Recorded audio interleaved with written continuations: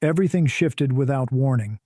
Before much of the country had finished its morning routine, a federal judge issued a ruling that landed with unusual speed and immediate effect, sending a jolt through Donald Trump's legal and political orbit. This wasn't a routine procedural step or a familiar delay.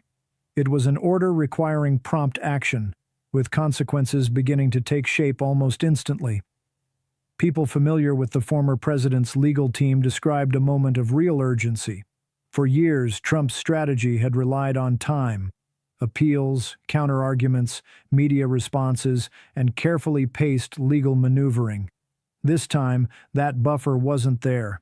The ruling took effect right away, sharply limiting the options typically available in high-profile legal disputes. According to those tracking the situation, advisors were caught off guard. Attorneys quickly reviewed documents looking for clarification and next steps, while communication channels stayed active as the scope of the decision became clearer. What set this moment apart was the pace. Most court actions allow space to respond, plan, and adjust strategy. This one did not. Compliance was expected immediately. Legal analysts noted that rapid judicial action of this kind is relatively uncommon, particularly in cases with such high public visibility. The emphasis on speed signaled that the court viewed timing as critical, adding to the sense that the situation had entered a different phase. As news spread, the reaction was immediate. Social platforms filled with commentary, newsrooms shifted coverage, experts weighed in, explaining why the structure of the ruling mattered as much as its substance. The consensus across analysis was hard to miss. This was not symbolic. It was operational, active, and unfolding in real time. The political implications were just as complex. Republican lawmakers, many of whom have spent years navigating their relationship with Trump carefully, were suddenly forced into rapid calculations. Public alignment carried potential risk. Public distance carried its own consequences. Reports suggested that private discussions intensified, with officials weighing responses that would limit exposure without triggering backlash. For the broader public, the moment felt distinct. Alerts interrupted regular programming. Conversations shifted quickly from speculation to impact. There was a growing recognition that this wasn't simply another legal headline. It was a development with the potential to affect Trump's legal standing, financial interests, and political influence simultaneously. As the morning moved forward, the pressure only increased. With no extended window to reframe the situation, Trump and his team were operating under conditions defined by immediacy and scrutiny. Every decision carried weight, and every response was unfolding in full view. Observers following developments closely pointed out that this kind of order changes the rhythm of a case entirely. Instead of long-term positioning, it forces short-term precision. Instead of narrative control, it demands compliance with little margin for error. By late morning, one reality was clear across legal and political circles alike. The situation had escalated, and the speed of the court's action had reshaped the landscape. What followed would not be determined over months of slow procedural steps, but through decisions made under intense pressure, with consequences that could emerge far faster than anyone had anticipated. The political impact spread almost immediately. Republican leaders who had spent years aligning themselves with Trump's political identity were suddenly confronted with a situation that demanded careful judgment. This wasn't a message they could deflect or a controversy that could be postponed. The ruling was formal, binding, and carried real legal weight. Some lawmakers began preparing tightly phrased statements that stressed respect for the judicial process without directly redefining their relationship with Trump. Others opted for silence, calculating that any response, positive or negative, could carry unintended consequences.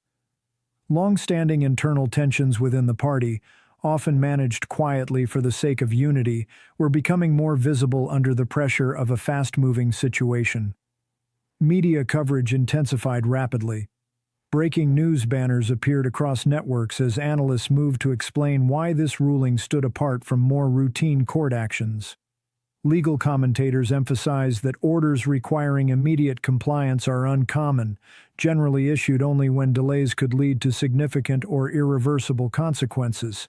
The speed of the decision signaled that the court viewed the circumstances as unusually serious. For Trump's team, the challenge went beyond legal strategy. It became a test of message discipline. Maintaining a narrative of political resistance while responding to a binding court order required precision.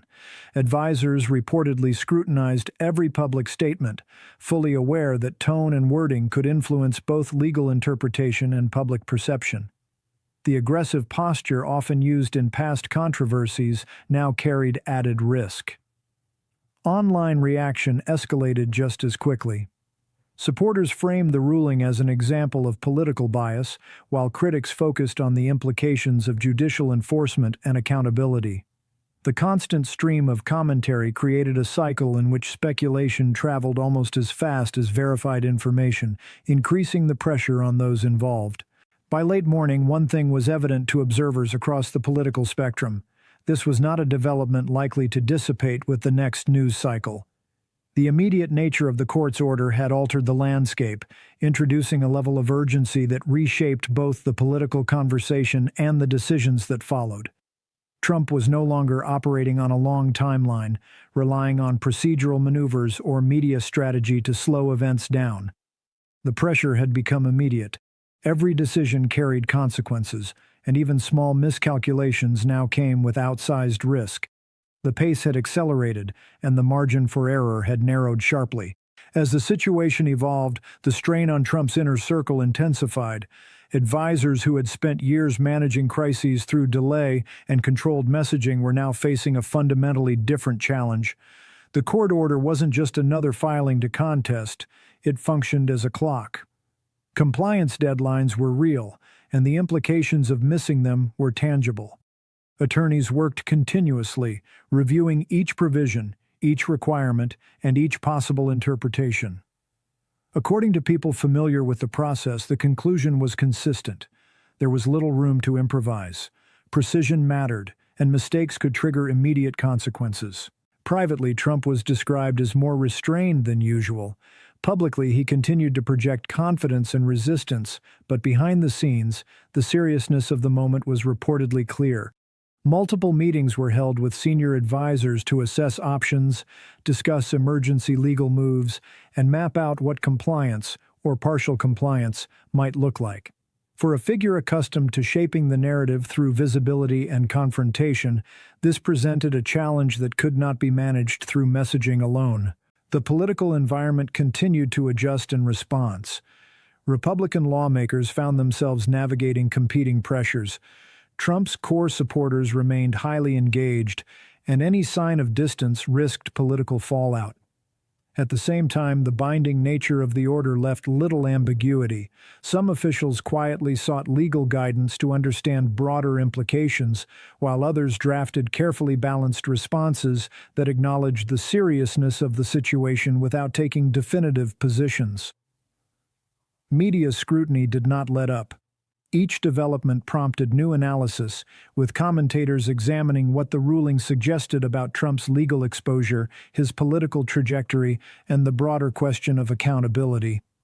Legal analysts repeatedly pointed to the speed and scope of the order, noting that it reflected an unusual level of urgency from the court. Gradually, the focus of coverage began to shift. The question was no longer whether consequences were possible, but how quickly they could materialize. That shift alone altered the tone of the national conversation. Inside Trump's team, disagreements reportedly emerged over how to proceed publicly. Some advisors favored a more restrained approach, acknowledging the ruling while contesting it through formal legal channels. Others argued for a more confrontational strategy, framing the order as politically motivated and rallying supporters. Balancing those approaches added internal tension at a moment when coordination was critical. Public response remained sharply divided. Online debate intensified as supporters and critics interpreted the ruling through very different lenses. Early polling reflected that split, with some viewing the order as an enforcement of accountability and others expressing concerns about fairness and precedent. The polarization added yet another layer of complexity to an already volatile situation. As the day progressed, one reality became increasingly clear to observers. This was a legal challenge unlike those Trump had faced before. The immediate nature of the court's directive had closed off familiar avenues. Extended delays, drawn-out appeals, and procedural stalling, replacing them with enforceable requirements on a compressed timeline. Attention then turned to what would come next. Trump's legal team explored every available option, including emergency filings and requests for temporary relief. But the language of the order was direct, its enforcement mechanisms were defined, and the timetable left little flexibility. Each passing hour carried added significance. Inside Mar-a-Lago, the atmosphere was described as tense and highly focused. Advisors moved between legal briefings, strategy discussions, and constant media monitoring, attempting to manage developments while weighing how and when the former president should respond.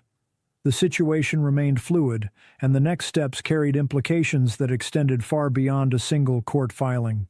Trump, long known for an unfiltered communication style, was reportedly being urged to slow down.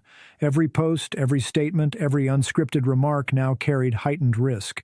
What might once have been brushed off as political rhetoric could suddenly be interpreted as defiance or interference, with real legal consequences attached.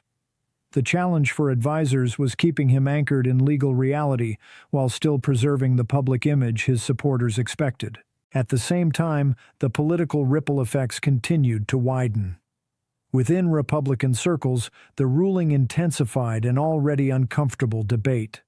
Some party leaders began privately acknowledging that Trump's legal exposure was becoming a broader liability, extending beyond him to anyone closely tied to his political brand. Others took the opposite view, arguing that distancing from Trump would fracture the party and weaken its ability to mobilize voters.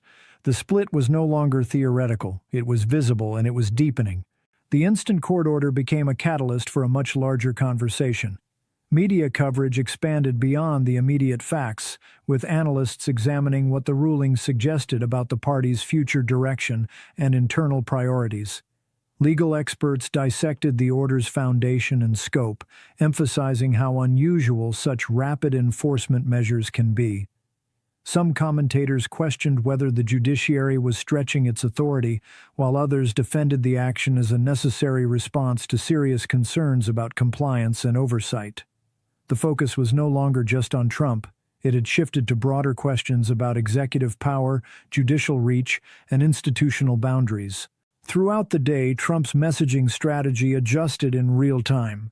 Statements released by his team framed the order as politically driven, reinforcing his long-standing claim that he was being treated unfairly. Yet the language was carefully measured. Advisors avoided phrases that could be interpreted as outright defiance, fully aware that the margin for error had disappeared. The tone reflected an attempt to satisfy supporters without escalating the legal stakes. That approach resonated with his base. Online, supporters mobilized quickly, sharing messages of solidarity and, in some cases, calling for public demonstrations. Critics responded just as forcefully, arguing that the ruling underscored the seriousness of the legal issues involved. Social platforms became a contested space where legitimate analysis mixed with speculation and misinformation, complicating efforts to maintain clarity. Trump's team was forced to manage that environment while simultaneously addressing the demands of the court. By evening, the pace had slowed slightly, but the pressure had not eased. Immediate enforcement actions had been avoided, yet the underlying risk remained. The order was still active, the timeline still tight, and scrutiny still intense. Every move was being watched by legal authorities, political allies, opponents, and the public. As the initial shock faded, attention turned to Trump's next public appearance. His advisors understood that his first extended response would shape perceptions going forward. Internal discussions reflected competing instincts. Some argued for a restrained acknowledgement of the court's authority paired with a commitment to challenge the ruling through formal legal channels. Others pushed for a tougher posture, warning that any hint of concession could alienate core supporters. The message that ultimately emerged attempted to bridge that divide. It combined legal caution with political framing, presenting the ruling as evidence of bias while stopping short of direct confrontation. The balance was deliberate, reflecting how narrow the path forward had become and how much now depended on what happened next. In his response, Trump cast himself as the target of a coordinated effort to weaken his influence and limit his ability to speak. The wording was deliberate, designed to energize supporters while avoiding language that could create additional legal exposure. The signal, however, was unmistakable. He intended to challenge the order aggressively, using every legal option available. Reaction was swift and deeply divided. Supporters applauded the statement as evidence that Trump was standing his ground, interpreting his posture as loyalty to the movement that had backed him for years. Critics viewed the same message very differently, arguing that it edged uncomfortably close to dismissing judicial authority. Legal analysts weighed in almost immediately, debating whether the remarks crossed any legal thresholds or remained within the bounds of protected political expression. The response forced Republican lawmakers into difficult territory. Some publicly voiced support, reiterating claims that Trump was being treated unfairly by the system. Others chose not to comment, calculating that silence carried less risk than taking a definitive position. A small number emphasized respect for the rule of law without referencing Trump directly, signaling their priorities while avoiding confrontation. The divisions within the party, long present but often muted, were becoming harder to ignore. Media coverage intensified further. Networks parsed Trump's statement line by line, assessing both its political messaging and its legal implications. On social platforms, discussions surged, with related topics trending nationwide as commentators, supporters, and critics debated what the statement would mean for the case and for Trump's future. Some analysts suggested the approach would strengthen his standing with loyal voters. Others warned that it could invite closer scrutiny from the courts. Behind the scenes, the legal effort accelerated. Trump's attorneys worked to prepare emergency filings, review relevant precedent, and consult outside experts, all while staying aligned with an evolving public strategy. Managing compliance with a binding order alongside a high-stakes political response created constant pressure. According to those familiar with the process, the pace was relentless and the tolerance for mistakes virtually non-existent. Public opinion reflected the same sharp divide.